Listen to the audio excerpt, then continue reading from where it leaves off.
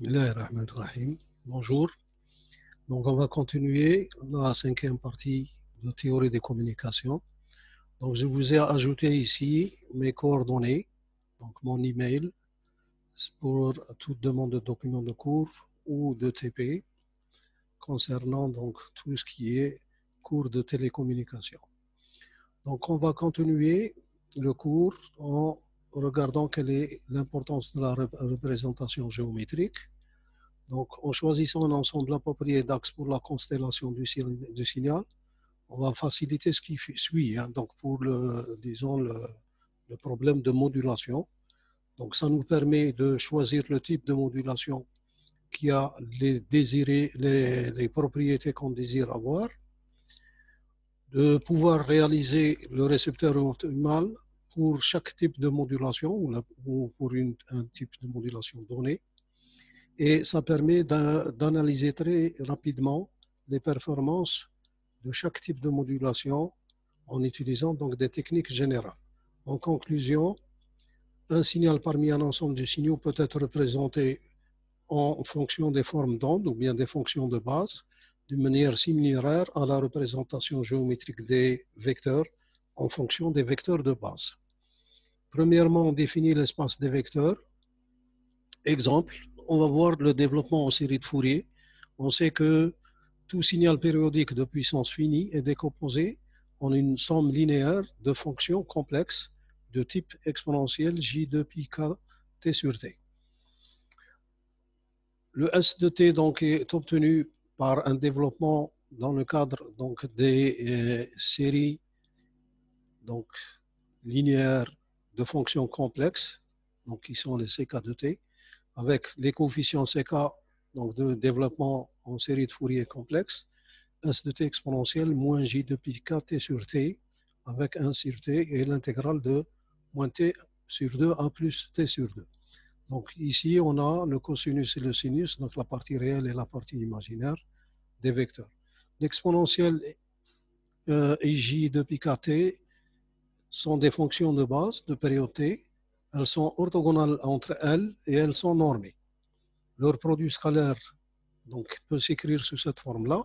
Donc l'exponentielle psi i, psi j.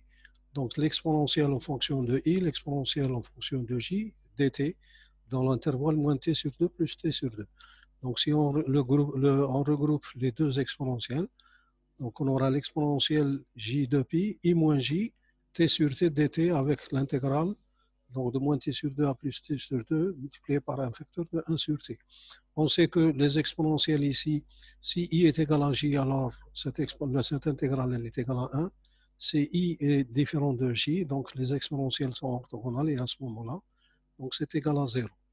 Tout signal S de t périodique de période t de puissance finie peut être décomposé en une somme linéaire de sinus ou de cosinus. Donc c'est la deuxième formule concernant le développement en série de Fourier à l'aide de sinus et de cosinus. Donc S de t, c'est égal à AK de t cosinus et JP, donc JBK sinus de pi kt sur t. Donc les AK et les BK sont aussi donc les projections donc, du signal S de t sur l'axe des cosinus et sur l'axe des sinus, avec bien sûr, si je fais le lien entre ces deux développements, dans le cas complexe et dans le cas donc, avec le cosinus et le sinus, donc ça va me donner CK, c'est 1 demi de AK moins J sin de K, BK. Un exemple, on va faire soit deux sous-ensembles de fonctions. Donc je vais avoir donc X qui est défini avec Xn qui est égal. Donc Xn ici, c'est les coordonnées ou bien la projection de X sur le cosinus. Ici, les Yn, c'est la projection de Y sur les sinus. Donc, on voudrait que vous montriez que le produit Xn, Xm, quel que soit N et M, donc s'ils sont différents, qu'il est égal à 0. Donc, ça veut dire qu'ils sont orthogonaux. La même chose, X de N et Y de N, le produit scalaire est nul si N est différent de N. La même chose, les Yn, le produit scalaire des Yn est nul si N est différent de M. Et le x de n avec y de n, donc le produit scalaire de ces deux valeurs est nul si n est différent de 1. Donc, on va voir cette orthogonalité des xn, donc cette première, pour n différent de 1. Donc, si j'écris l'orthogonalité, donc xn avec xn, donc c'est le cosinus multiplié par le cosinus, et donc c'est le même coefficient n dans les deux cosinus. Donc, ça va me donner deux cosinus donc, en développement, donc avec un demi ici, et bien sûr l'intégrale de 0t, donc 2pi n plus mt et 2pi n moins mt. Donc c'est égal à, donc ici je vais développer les deux, donc si je calcule l'intégrale ici, je vais avoir 1 demi, je vais avoir ce terme-là en inverse, t sur 2pi n sur m, et le cosinus, son intégrale c'est sinus 2pi n plus mt sur t. La même chose pour le deuxième cosinus, je vais obtenir ceci. Donc on sait que le sinus, donc l'intégrale de sinus entre 0 et t, elle est égale à 0. La même chose pour la deuxième, elle est égale à 0. Donc le xnmt est égal à 0. Donc le produit scalaire de xn avec xm, lorsque n est différent de m, c'est égal à 0. De la même façon, on va démontrer le deuxième. Donc ym, yn, donc ici c'est le deuxième. On va montrer qu'il est égal à 0 pour n différent de m. Donc ici, je vais avoir le sinus avec le sinus. Donc là, on va développer à l'aide des cosinus. Donc je vais avoir la formule 2pi n moins m de t sur t et 2pi, le cosinus de 2pi n plus mt. Donc ceci, en faisant l'intégrale, donc je vais avoir ce terme-là qui se retrouve ici en inverse, 1 sur 2. Et puis, je vais avoir le sinus. Donc ça, son intégrale, c'est le cosinus, son intégrale est un sinus, donc qui est pris entre 0 et t. La même chose pour le deuxième cosinus. Donc son intégrale est un sinus pris entre 0 et t. Donc on sait que le sinus pris entre 0 et t est égal à 0. Le sinus de n moins m toujours est égal à 0. Donc on a le produit scalaire yn, ym est égal à 0, quel que soit n différent de m. De la même façon, on demande que yn et ym, xn et ym, donc leur produit scalaire est égal à 0. Donc je vais avoir un cosinus et un sinus, puisque j'ai un ym. Et donc ceci, c'est l'intégrale, donc produit d'un sinus par un cosinus, c'est la différence de deux sinus, donc avec les intégrales bien sûr. Donc en calculant l'intégrale de ce terme-là, je vais obtenir un cosinus avec donc un coefficient t sur 2pi n moins m. Et la même chose, le sinus en intégrale est un cosinus avec donc ce terme-là qui est, disons, pris à partir de cette valeur-là. Donc le cosinus entre 0 et pi est égal à 0. Ce cosinus est égal à 0, ce cosinus est égal à 0. Donc les deux termes sont nuls. Un autre exemple développant une série de Fourier. Donc si je prends la formule développant une série de Fourier à l'aide donc, de cosinus et de sinus, donc je vais avoir la somme bien sûr. Ici on devrait avoir une grande parenthèse, ça veut dire on a les deux sommes. Avec a de n qui est défini comme étant 2 sur t, l'intégrale de moins t sur 2 à t plus 2 de x de t cosinus n. Avec n prenant les valeurs 0, 1, 2. dBn, la même chose, donc c'est la même intégrale avec un sinus pour les valeurs 1 à 2. On calcule maintenant un exemple, le développement en série de Fourier de la fonction f de t qui est donnée entre 1 et moins 1 pour les valeurs de x entre 0 et pi et moins 1 pour la valeur de x entre pi et 2pi sur 2pi. Donc on va poser pour la simplicité du calcul que x est égal à oméga t, oméga 0t. Donc si f est une fonction impaire, donc si f est une fonction impaire, elle est impaire, alors le produit f de x cosinus est aussi impair. Donc on la multiplie par quelque chose de pair, donc elle garde son imparité. Et donc les an sont nuls. Ça on le sait par le cours. Et donc, obligatoirement, tous les an sont nuls de 0 jusqu'à n. Donc, là aussi, a0 est égal à 0. Donc, pour n supérieur à n, donc les coefficients bn sont donnés par Bn, c'est l'intégrale, donc 1 sur pi. Donc, vous voyez, c'est 1 sur pi. Parce que ici, je vais prendre donc deux valeurs. J'ai un sinus et puis moins le sinus, puisque l'intervalle, c'est 1 entre 0 et pi, moins 1 entre pi et 2pi. Donc, ça va me donner deux intégrales en séparant les deux domaines, donc de 0 à pi et de pi jusqu'à 2pi. Et donc, ici, l'intégrale de 0 à pi de sinus de pi, ça me fait donc 2 sur npi. La deuxième donc, ça va me donner aussi 2 sur npi. Donc, pour n impair, je vais obtenir cette valeur. Pour n pair, je vais obtenir cette valeur. Donc, en fin de compte, si je développe, donc je vais avoir ici, on a dit que les A1 et A0 sont nuls. Donc, je vais avoir 1 sur 4pi multiplié par 4pi. Et donc, je vais faire tout simplement, donc prendre ce terme-là. Et les valeurs de n, elles vont prendre 1, 2, 3, 4, 5 et ainsi de suite. On voit bien que c'est le développement de f de x en termes de sinus x. Exemple de représentation en temps et en fréquence donc, de la série de Fourier pour pouvoir donc, avoir une idée de ce qui se passe. Donc, la représentation des signaux donc, en temps et en fréquence. Donc, je vais prendre ici la représentation temporelle d'un signal, donc sinusoïdal, et ici sa représentation dans le domaine des fréquences. Donc, j'ai ici un cosinus. Donc, sa période, elle est égale à 1. Donc, 1 sur f, ça va me donner 1. Et donc, je vais avoir une seule fréquence dans le domaine des fréquences, puisque le signal est périodique. Donc, j'ai seulement une seule fréquence. Maintenant, si je prends un deuxième signal, dont la fréquence, elle est le double. Donc, vous savez, j'ai deux périodes ici dans l'intervalle 0 et 1. Donc, on va voir que dans le domaine des fréquences, donc plutôt, je vais avoir, comment ça, donc, dans une période, donc d'ici à ici, j'ai combien? J'ai une période, deux périodes et trois périodes. Donc, j'ai trois périodes, c'est pour ça que la fréquence, elle est égale à 3. Maintenant, si je regarde ici le signal, donc ayant deux fréquences, donc je vais avoir deux sinusoïdales qui sont celle-ci, celle qui est en noir, celle qui est en bleu. Donc si je fais la somme de ces deux, je vais obtenir cette courbe en rouge.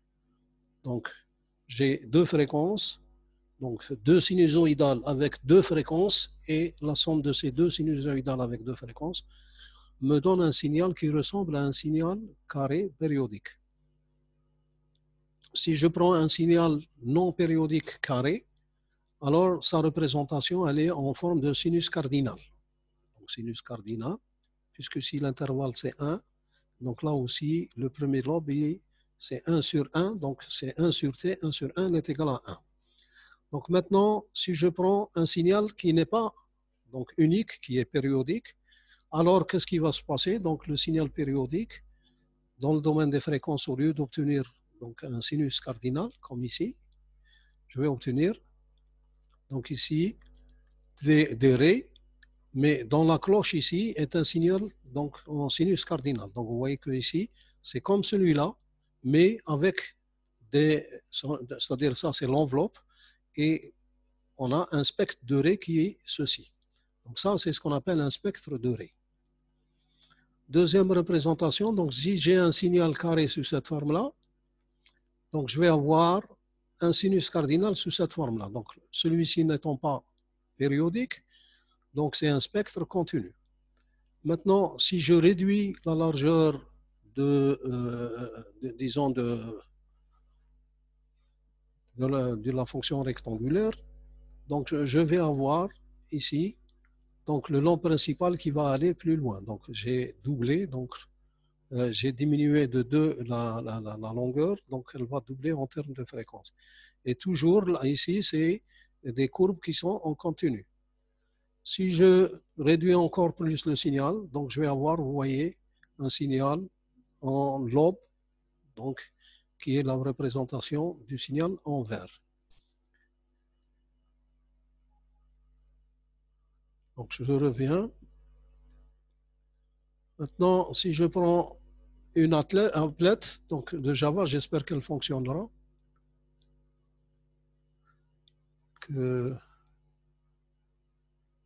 Donc, si je...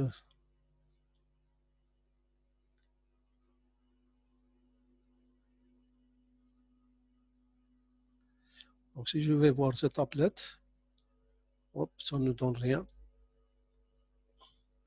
Donc, on verra par la suite les applets, comment ça fonctionne dans le domaine des fréquences. Donc, les applets, c'est à peu près ce qui se passe ici. Donc, j'ai un signal donc, qui est carré. Ici, le A0, donc, qui est égal à 0. Ici, je vais avoir le 4 sur px. Puis, j'ai deux sinusoïdes. Donc, c'est ce qu'on a trouvé tout à l'heure, ici. Donc, 4 sinus x, puis 3x, plus... Donc, vous voyez ici, j'ai le signal original. Ici, je vais avoir une première sinusoïde si j'ai une seule composante. Ici, si j'ai deux composantes, donc 4 sur pi sinus x et 4 sur 3pi sinus 3x. Ici, si j'ajoute encore un terme, 4 sur 5 pi sinus x, et ainsi de suite. Et donc, plus on augmente le nombre, disons, de composantes de la décomposition en série de Fourier, donc plus le signal, ici, il va tendre vers ce signal-là. Donc, je voulais vous montrer une applet, mais pour l'instant, elle ne fonctionne pas. Donc, je vais avoir un ensemble de 4 signaux, donc un autre exemple, à 4 états dans un espace où je vais seulement 2 dimensions. Un système de communication émet un des 4 signaux possibles, décomposer chaque signal en termes de 2 fonctions de base données. Donc, j'ai le signal S1, le signal S2, le signal S3 et le signal S4. Donc, si je prends la première fonction de base psi1 et la deuxième fonction de base psi2, donc on va essayer de représenter ce S1 avec donc, ces valeurs-là. Ceci est un espace donc à 2 dimensions et chaque signal ST peut représenter par un couple de nombres. Ça veut dire que quand je fais les projections de chaque signal, je vais obtenir 2 coordonnées. Et ces 2 coordonnées représentent le couple de nombres. On va essayer de trouver le nombre. Pour S1 de T, donc il est représenté sous cette forme-là. Donc j'ai pris la forme que j'avais dans la page de tout à l'heure. Et je vais avoir la fonction de base. Donc si je cherche A1, donc c'est le produit scalaire de S1 par psi1. Donc qu'est-ce que je vais avoir? Je vais avoir 1 multiplié par 1, donc ici il y a 1 multiplié par 1, avec l'intégrale de 1 au carré dt, plus donc l'intégrale de moins 0,5 multiplié par 0, donc ça me donne un 0. Et donc l'intégrale de 0,1 de 1 au carré dt, ça me donne un 1. Donc le A1, 1 est égal à 1. Maintenant, si je prends la fonction psi2, donc le A12, donc la deuxième composante du signal qui est la projection sur la fonction psi2, donc je vais avoir S1 que multiplie psi2, et donc ici c'est le produit scalaire des deux. Donc vous voyez que ici, dans cette partie-là, c'est 0, donc ce sera 0 multiplié par 1, ça va donner 0, c'est ce qui donne ce 0. Et puis ici, j'ai le 1 qui est multiplié par 0,5. Donc 1 multiplié par 0,5. Et donc ça me fait 0,5 que j'intègre sur dt. Et donc ça me fait la valeur de 0,5. Donc S1, il a 2 coordonnées, la coordonnée 1 et la coordonnée 0,5. Interprétation. Si S1 est maintenant représenté juste par 2 nombres, on peut reconstruire S1 de t de la manière suivante. Donc, S1 de t, c'est quoi? C'est la somme des AIJ, ou bien SIJ, que multiplient les psi-I. Donc, puisque j'ai 2 seulement, donc j'ai le 1 multiplié par psi1 et 0,5 multiplié par psi2. Et donc, ça me donne la valeur 1 et 0,5 que je vois ici. Donc, la valeur de 1 et la valeur de 0,5. Une représentation géométrique de S1 appelée constellation est donnée dans la figure ci-dessus. Donc, vous voyez, si je veux représenter S1, donc à l'aide des 2 fonctions de base psi1 et psi2, et donc cette représentation géométrique de S1 est appelée constellation. Et donc, je vais avoir la valeur de 1 que multiplie psi1 puis je vais avoir la valeur de moins 0,5 que multiplie psi2, donc ça me donne ce point. Donc ce point-là représente S1. Donc vous voyez, c'est S1 de t. Et donc vous voyez, d'une façon très simple, un signal, je peux le représenter dans un axe orthonormé, donc avec les valeurs, plutôt les fonctions de base, psi1 et psi2. Donc si je prends donc toujours l'exemple 3 avec la suite de constellations, on a donc un ensemble de 4 signaux à 4 états dans un espace à 2 dimensions. Donc j'ai les 4 signaux, j'ai psi1 et psi2. Donc S1, ça y est, on l'a vu, c'est 1, 0, 5. Maintenant, si je prends le S2, si je regarde par rapport à ça, qu'est-ce que je vais avoir? Je vais avoir 1 multiplié par 0,5, donc ça me donne 0,5. Et je vais avoir le 1 multiplié par le 1. Donc, vous voyez 1 multiplié par 1, donc ça me donne la deuxième valeur, c'est S2. Donc, vous voyez que je peux très rapidement tirer quelles sont les coordonnées de chacun de ces deux signaux, donc directement à l'aide de ces deux fonctions de base. Maintenant, si je prends le 3, vous voyez ici, il a un 0, donc 0 multiplié par 1, ça me donne un 0. Et puis ici, j'ai un moins 1 qui est multiplié par un 1, donc ça me donne un moins 1. Pour le quatrième, donc avant de le calculer, qu'est-ce que je vais avoir? Je vais avoir plus 0,5 et puis je vais avoir 1. Plus 0,5 et 1. Donc vous voyez que je peux tirer très rapidement les coordonnées de chacun des signaux SI à partir de ces deux fonctions de base. Donc la représentation de chaque signal en termes des deux dimensions, ou bien des fonctions de base, est appelée constellation. Donc les 4 signaux vont être représentés dans une même représentation géométrique qui est la constellation. Donc j'ai psi1, j'ai psi2, donc j'ai les valeurs de 1, moins 1 et plus 1, donc qui sont quadrillées. Donc si je représente le S1, donc j'ai 1, moins 1, donc 1, moins 0,5. Puis le S2, moins 0,5, donc le S2, c'est moins 0,5, donc je suis à moins 0,5. Et la valeur de 1 ici, elle est égale à la valeur de 1 ici, donc ça me donne le S2. Si je regarde le S3, donc le S3, il est sur l'axe des X, des Y, pardon, ici sur cet axe-là, avec la valeur de moins 1, donc il est en ce point-là. Et donc, c'est ce point-là. Ici, le S4, il est ici, donc 0,4, donc l'axe 0,5, et la valeur de 1, il doit se trouver ici. Donc, vous voyez, c'est S4 et avec cet axe-là. Donc, vous voyez la représentation de ces 4 signaux est représentée par une constellation, donc très simple à voir et très simple à travailler avec. La constellation du signal, donc je vais prendre 4 autres signaux et je vais prendre des bases orthonormées.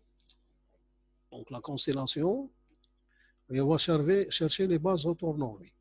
Donc si je prends de façon intuitive 3 fonctions de base, psi1, psi2 et psi3, donc vous voyez que ces 3 sont dans des intervalles séparés.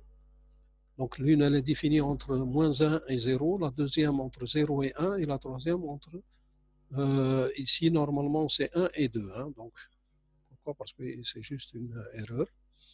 Et donc si je cherche maintenant la représentation des vecteurs dans la base, donc qu'est-ce que je vais avoir?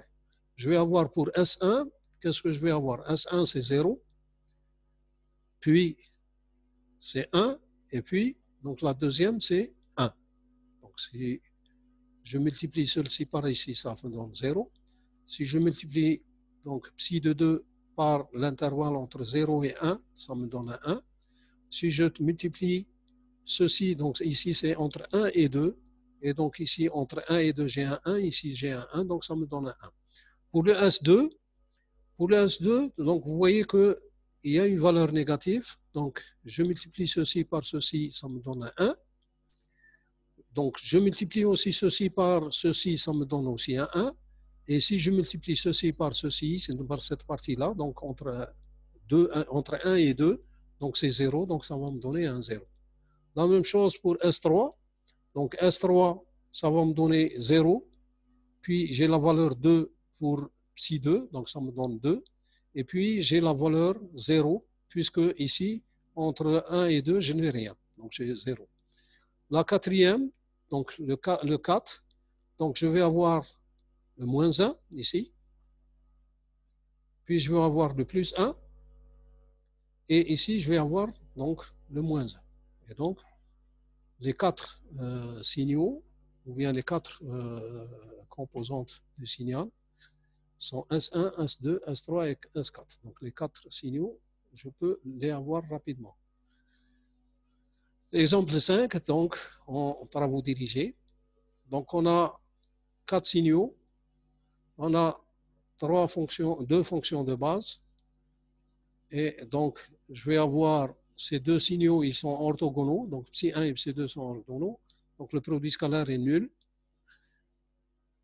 Donc, S1, ici, si je prends seulement 2, j'ai 1 et 1, donc c'est 1, 1. Pour le deuxième, le S1, ça c'est S0, ça c'est le S1. S1, je vais avoir 1 et moins 1. Donc 1 et moins 1. Pour le S2, je vais avoir moins 1, moins 1. Donc le 1 multiplié par moins 1 et le 1 multiplié par moins 1. Donc ça me donne moins 1, moins 1. Le quatrième, c'est moins 1, 1. Donc j'ai 1 multiplié par moins 1, moins 1. Donc ça me donne moins 1. Et bien sûr, le 1 multiplié par, donc ce terme-là, ça me donne un 1. Si je calcule l'énergie de psi 1 et psi 2, donc c'est l'amplitude au carré multiplié par la durée. Donc ça va me donner EI, c'est entre 0 et 2, 2. On écrit donc SI, c'est AII, psi 1 et AI2, psi 2. Donc si je prends toujours les 4 signaux, les mêmes signaux, donc avec les 2 fonctions de base, donc les SII s'écrivent en fonction d'une combinaison linéaire de psi 1 et psi 2. Donc on pose que T est égal à 1 et A est égal à 1. Donc on va représenter les signaux comme suit. Donc c'est ce qu'on a calculé tout à l'heure. Et on peut les représenter aussi sous cette forme-là. Et en termes de constellation, donc les 4 signaux, je peux les représenter sous cette forme-là. Donc vous voyez, ici S1, c'est S0, c'est 1, 1. S1, c'est 1, moins 1. S2, c'est moins 1, moins 1. Et S3, donc vous voyez, la constellation, elle est très simple à fournir. Maintenant, on passe à ce qu'on appelle les déductions à partir des constellations. Et c'est ça l'utilité des constellations et la représentation donc, des signaux de façon géométrique. C'est que ça nous permet de déduire à partir des constellations un certain nombre de paramètres. Parmi ces paramètres, donc, vous voyez que je peux facilement trouver les coordonnées.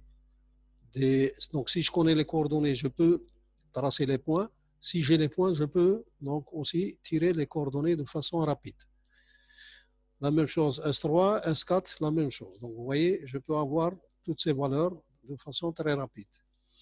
Donc, plusieurs propriétés du signal peuvent être directement déduites par simple visualisation ou par de simples calculs. Donc, de simples calculs nous permettent d'avoir beaucoup de propriétés du signal.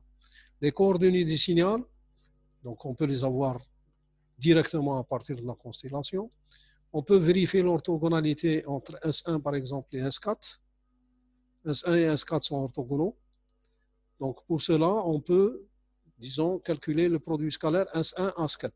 Donc si je calcule le produit S1, S4, donc je vais avoir A1 qui multiplie A4, 1, parce que j'ai ici 4, donc A1, 1, A4, 1, A1, 2, A4, 2. Donc si je remplace les valeurs, donc je vais avoir 1 multiplié par 0,5 plus 1 multiplié par moins 0,5, ça me donne 0. C'est une chose simple, donc si je cherche l'énergie, elle devient très simple. EI, c'est l'intégrale de 0 à t, donc de SI au carré. Donc si je remplace par sa décomposition, je vais avoir donc, directement l'intégrale du signal ici au carré par sa décomposition. Donc je vais avoir 2 fois la même chose. En exploitant l'orthogonalité des fonctions de base, les psi j et les psi k, et en décomposant les sommations pour tous les termes des produits croisés JK qui sont nuls, orthogonaux, seul le terme I, seuls les n termes où J est égal à K, donc là où J est égal à K, vont être, disons, maintenus. Et donc, je vais avoir ici IJ, IJ, donc somme des A, IJ, psi J, qui est égal, donc là, c'est le terme puisqu'ils sont au carré. C'est égal à, on peut faire sortir le somme de la somme intégrale. Donc, des A, IJ au carré, psi J au carré. Donc, les A et J étant des composantes constantes, je les fais sortir.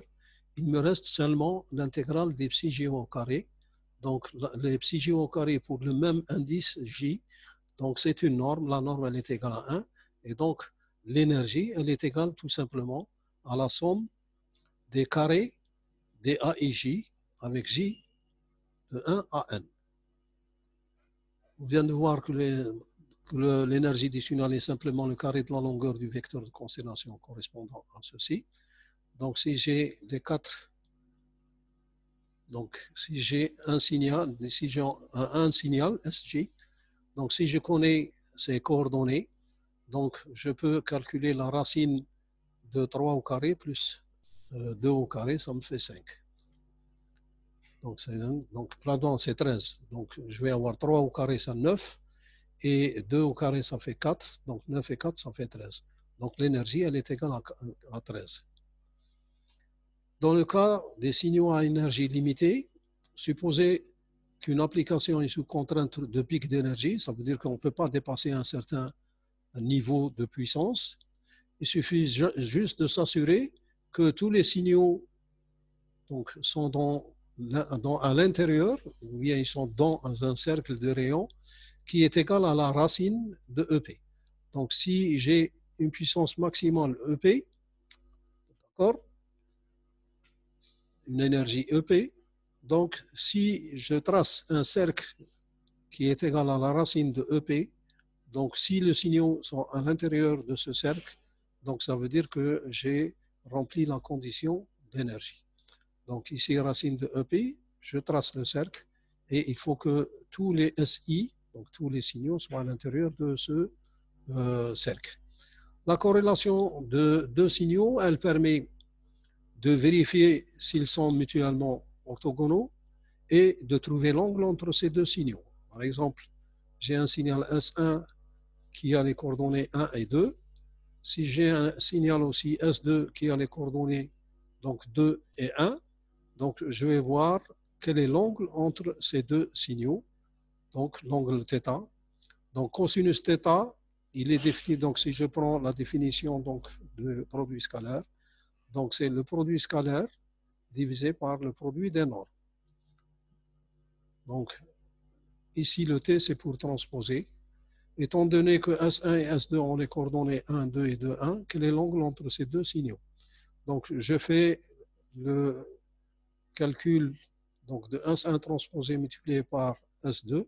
Donc ça me fait 1, 2 multiplié par 2, 1. Donc ça veut dire que c'est 2 plus 2, 1 multiplié par 2, plus 2 multiplié par 1. Ça me fait donc 2 plus 2, ça fait égal à 4. Maintenant, si je prends la norme de S1, donc c'est 1 au carré plus 2 au carré, ça me fait donc racine de 5. La même chose pour le deuxième, 4 au carré, plutôt 2 au carré plus 1 au carré, donc ça me fait racine de 5. Donc si j'applique cette formule, donc je vais avoir le cosinus d'état, donc c'est égal à 4 sur racine de 5 sur 5, donc ça fait 4 cinquièmes. Donc θ, il est égal à 36,9. Donc vous voyez que cette représentation géométrique permet de calculer un certain nombre de paramètres de façon très facile. La distance maintenant entre les deux signaux, pour les signaux qui sont proches l'un de l'autre, donc il y a des chances qu'on puisse au niveau de la détection faire des erreurs. Donc si les signaux sont proches, donc on peut facilement faire des erreurs, surtout s'il y a du bruit qui est ajouté au signal. Donc voilà, voici comment on va calculer la distance. Donc j'ai un signal S1 et un signal S2, donc j'ai pris l'exemple de tout à l'heure. La distance entre S1 et S2, elle est là. Donc La distance, c'est la norme de S1 moins S2 au carré. Donc, c'est la somme des A1J, A2J au carré. Donc, si je calcule la distance, donc je vais avoir les deux 1. Donc, puisque les coordonnées sont ici, si je regarde les données pour les coordonnées, donc c'est 1 et 2. Donc, S1, 2 moins 1 et 2 moins 1 toujours. Donc, c'est toujours dans l'axe des I. Donc 2 moins 1 et ici aussi 2 moins 1. Donc 1 au carré, 1 au carré. Donc la distance, elle est égale à la racine de 2. Ici, on peut ne pas faire même le calcul puisque ici j'ai une valeur qui est égale à 1. Ici j'ai une valeur qui est égale à 1. Donc à partir du théorème donc, de Pythagore, donc j'ai 1 au carré plus 1 au carré est égal à 2 avec la racine. Donc d est égal à la racine de 2. Donc ça devient quelque chose de vraiment trivial.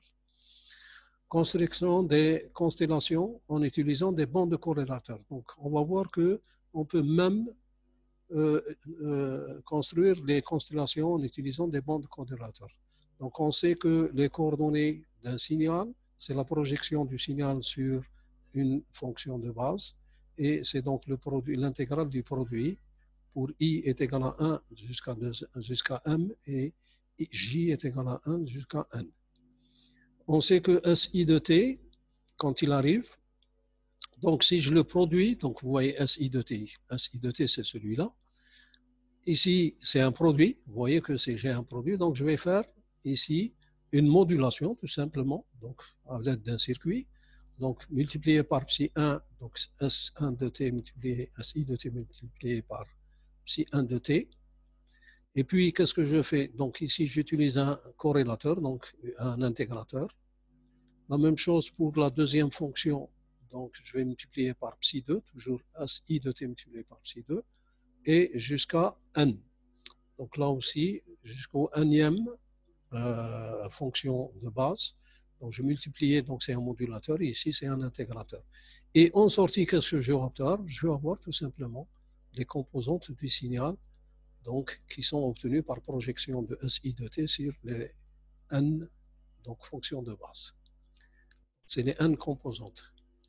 La détection dans l'espace des constellations, si un signal est donc signal reçu, si on le fait passer à travers un banc de corrélateur, il est donc représenté par un seul point. Donc SI de t, donc je fais une modulation, j'intègre, ça me donne un 1, ça me donne ceci, et ça me donne ceci. Donc vous voyez que ici je vais avoir les différentes composantes du signal, ou bien les projections du signal. Donc ici, en le représentant un point dans, bien sûr, un espace à 2 dimensions. Je peux le représenter dans 3 dimensions. Au-delà, on ne peut pas le faire, donc la représentation se fait donc, au niveau de notre tête. Ces composantes donc, vont représenter un seul point, qu'on soit à 1 dimension, ou bien 2 dimensions, 3 dimensions, ou bien plusieurs. La constellation en présence de bruit. Donc, si j'ai 4 points situés sur un carré, si j'ajoute du bruit, donc si le signal est contaminé par du bruit, ou bien si on lui ajoute du bruit, tel que ça se passe au niveau d'un canal de propagation. Donc lorsque le signal est transmis, il y a toujours du bruit qui est ajouté au signal. Donc les n composantes du signal seront aussi affectées. Et donc vous voyez le point ici, au lieu que ce soit un point fixe, il va devenir un nuage. Donc il peut prendre des valeurs ici autour donc, de ce point, mais à l'intérieur du nuage. La même chose ici, la même chose pour le deuxième et troisième et quatrième donc composante du signal. Donc la position originale de ST sera perturbée. Ça veut dire qu'on n'aura en aucun cas, au niveau de la réception, lorsque le système est contaminé par du bruit, on n'aura jamais les points en bleu, mais très rarement on peut les avoir. Donc, généralement, pour S1, il peut être ici. Pour S2, il peut être ici. Pour S3, il peut être ici.